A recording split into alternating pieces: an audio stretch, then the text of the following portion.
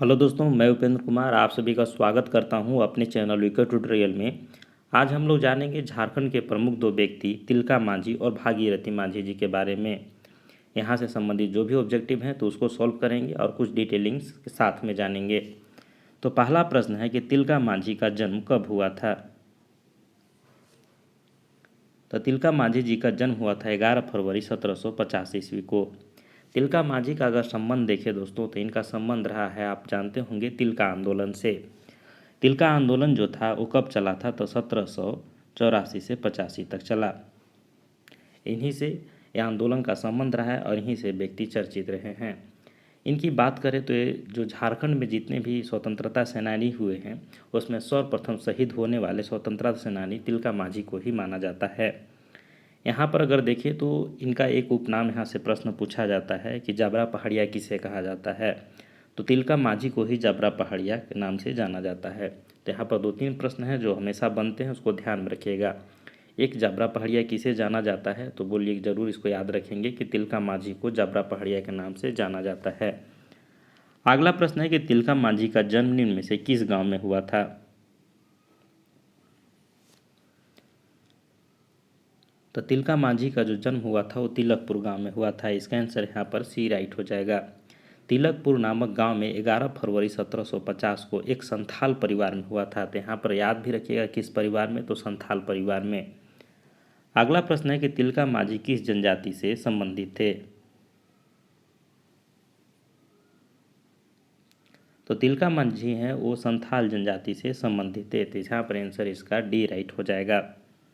ये संथाल जनजाति आप लोग जानते हैं जो राजमहल का इलाका है, इससे जुड़ा हुआ इलाका था। उसमें झारखंड की बंटवारा नहीं हुई थी तो कुछ इलाका बिहार से भाग आता था इसमें।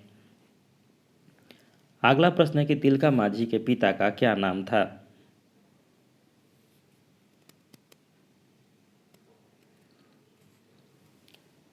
तो तिलका मांझी के जो पिता के नाम थे वो सुंदराम मुर्मू था। तो यहाँ पर इसका आंसर सी राइट हो जाएगा। इनके पिता का नाम सुंदराम मुर्मू था। और यहाँ पर अगर देखें दोस्तों तो तिलका मांझी की अगर बात करें तो आप लोग जानते होंगे कि जो तिलका मांझी थे वो प्रथम स्वतंत्रता सेनानी थे।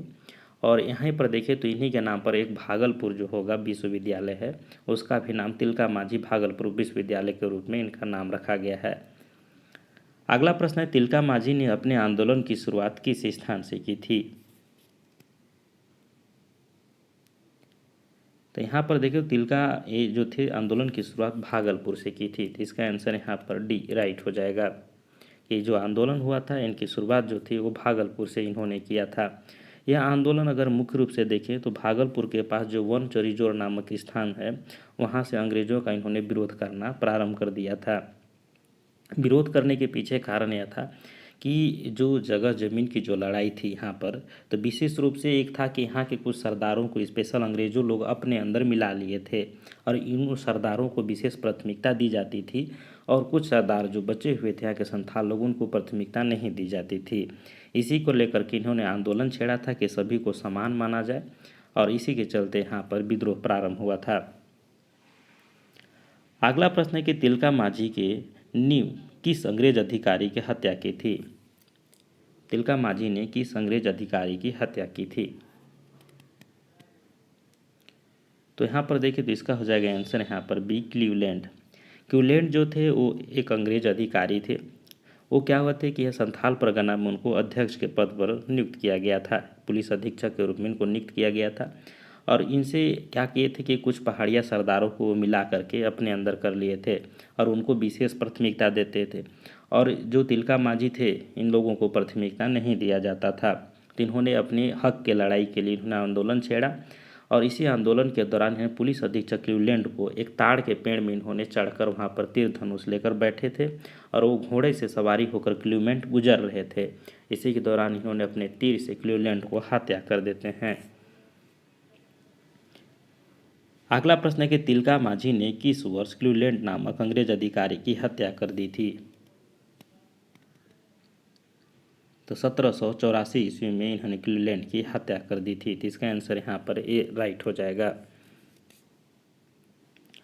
अगला प्रश्न है तिलका मांझी ने अपने आंदोलन के दौरान अपने साथियों को संदेश भेजने हेतु किस प्रतीक का प्रयोग किया।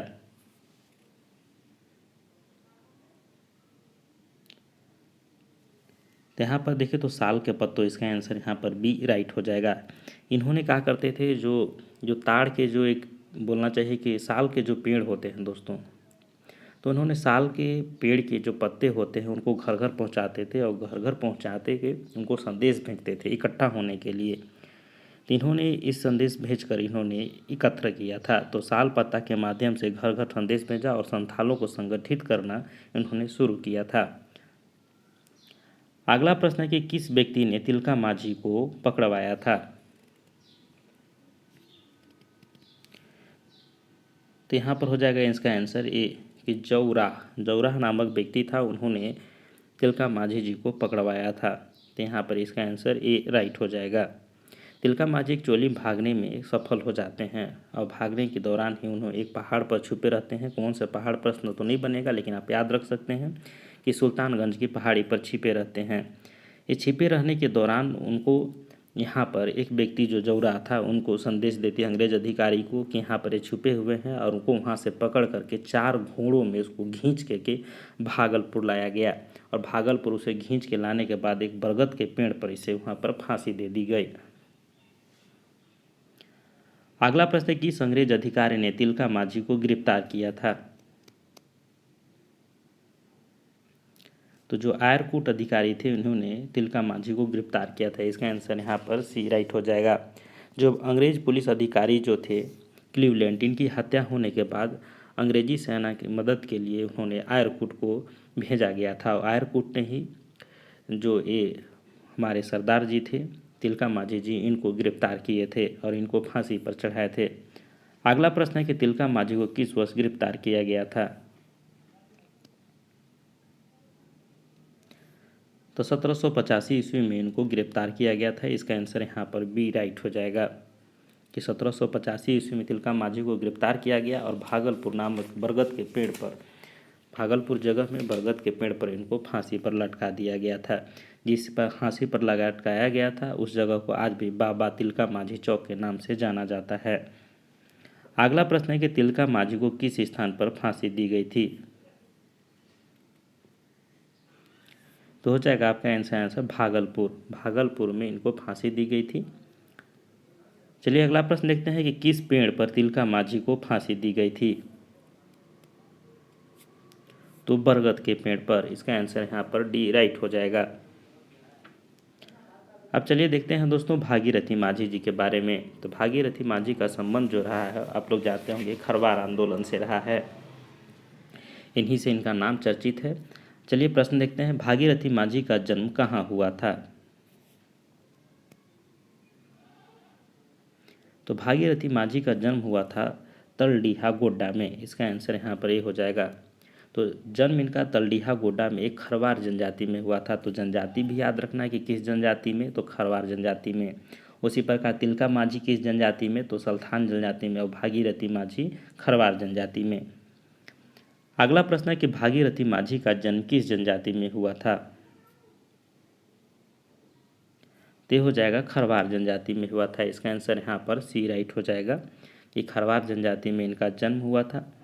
जिनका संबंध देखें तो भागीरथी माझी का जो संबंध था दोस्तों आप लोग के पता होगा कि खरवार आंदोलन से रहा है। और खरवार आंदोलन कब चला था, तो 1874 ईस्वी में खरवार आंदोलन चला था। अगला प्रश्न है कि भागीरथी माझी को निम्न में से किस उपनाम से जाना जाता है।